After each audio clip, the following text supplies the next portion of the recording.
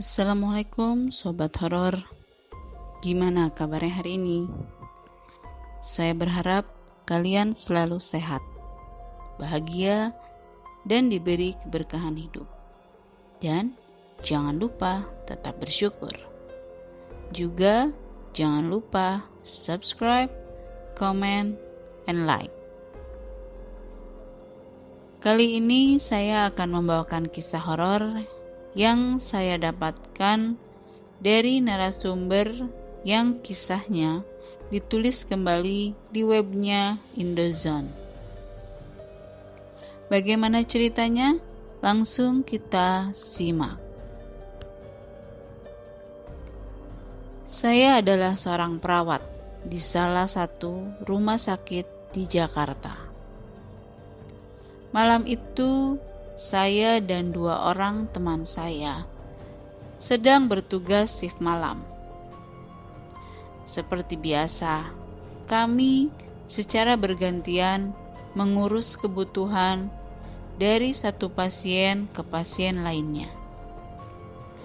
Dan di salah satu lantai rumah sakit ini ada sebuah kamar kosong yang menjadi gudang sementara.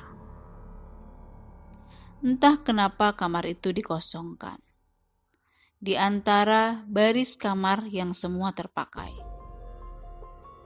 Semua perawat yang berjaga pun diberi pesan untuk selalu menutup pintu kamar kosong itu jika memang tidak ada keperluan, terutama saat malam hari. Saat itu tepat jam 11 malam. Pasien di salah satu kamar menekan tombol bantuan. Karena kedua teman saya ada pekerjaan, akhirnya saya yang bergegas menuju kamar tersebut. Kamar pasien itu tepat di ujung lorong. Hingga jika kita akan menuju ke sana, otomatis melewati kamar kosong itu. Ketika saya berjalan menuju kamar pasien itu, dan ketika melewati kamar kosong itu, saya melihat pintunya tidak tertutup dan lampunya menyala. Saya jelas melihat di dalam ruangan itu ada sebuah kursi yang menghadap ke jendela di ujung ruangan. Awalnya saya berpikir kalau cleaning service lupa menutup kamar itu. Saya pun terus berjalan menuju kamar pasien. Dan setelah sampai, ternyata infus pasien sudah hampir habis. Saya kemudian pergi kembali mengambil infus di ruang obat dekat ruang perawat. Dan sudah pasti saya harus melewati kamar kosong itu kembali. Namun anehnya, ketika saya melihat ke kamar kosong itu, posisi kursi yang semula saya lihat tadi menghadap ke jendela kini sudah berubah. Posisinya kini berbalik menghadap ke pintu. Saya tetap berpikir bahwa itu hanya cleaning service dan saya hanya lewat saja dan mengambil infus di ruangan obat.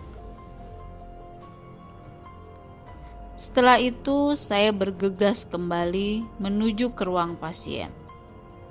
Dan lagi-lagi harus melewati kamar kosong itu. Namun saya sangat heran dan mulai berpikir.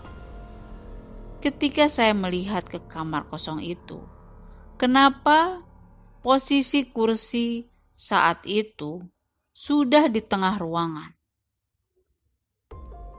Tapi saya tetap tidak menghiraukannya dan berusaha tenang. Lalu setelah memasang infus baru ke pasien, saya pun melewati kamar kosong itu lagi untuk kembali ke ruangan perawat. Tapi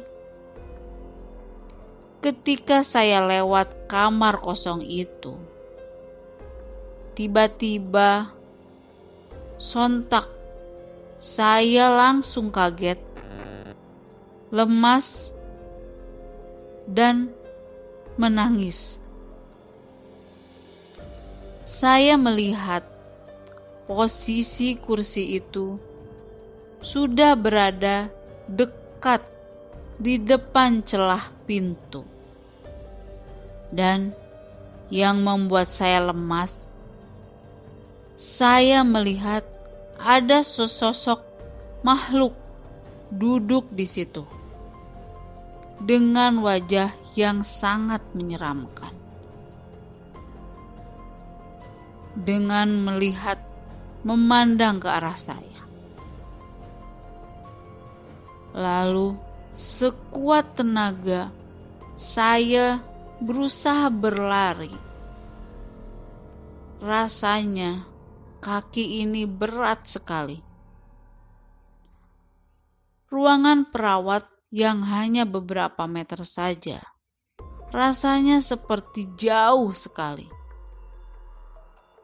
Akhirnya saya sampai di ruang perawat. Langsung tersungkur lemas dan hanya bisa menangis sambil menunjuk-nunjuk ke arah kamar kosong itu. Ketika teman aku bertanya tentang tingkah saya yang aneh itu.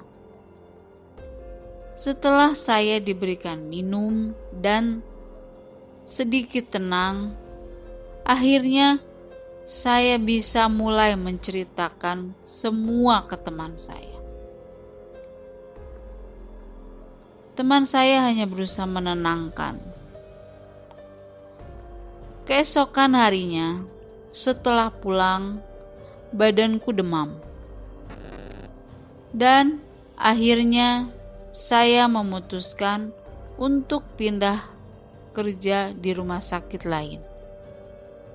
Karena menurut saya, jika saya terus di situ, saya tidak akan bekerja maksimal. Karena diliputi rasa takut.